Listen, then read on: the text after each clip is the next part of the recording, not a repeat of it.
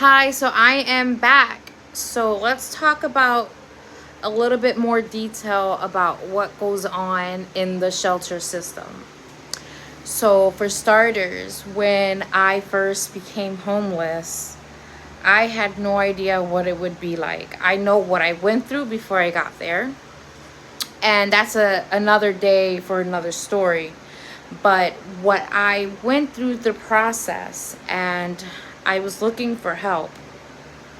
The police dropped me off to a business called Mary Kay, and they sent me to a overnight shelter called Gondacia. I think it's called Passage of Hope or Hope of Passage. So I spent the first night there, and it was pretty okay. I didn't have any complaints. I slept like a baby. But then I was sheltered in a new facility, and I forget what it's called, but it's in Tioga, like around 20th and Tioga.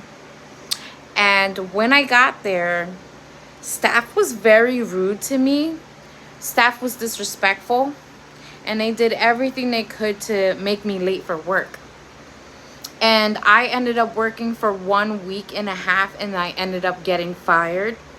But through the process, staff verbally abused me, and they were just very aggressive, threatening to hit me. On top of, they were zapping the crap out of me to the point that I was laying on the bed, and you could see the smoke coming from the blanket. That it was so bad that the police came to check up on me to see if I was alive. That was the worst experience and scariest experience I've ever had. And then it went from that to the people I'm sleeping around attacking me. They kicked me out of that shelter and made me change outside.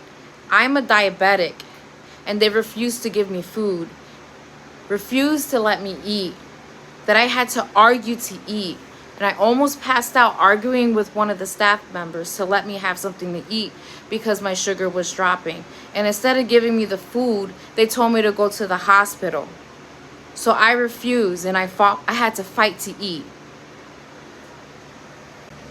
On top of that, I was still mourning my daughter who had passed away literally a month ago. And they made matters even worse.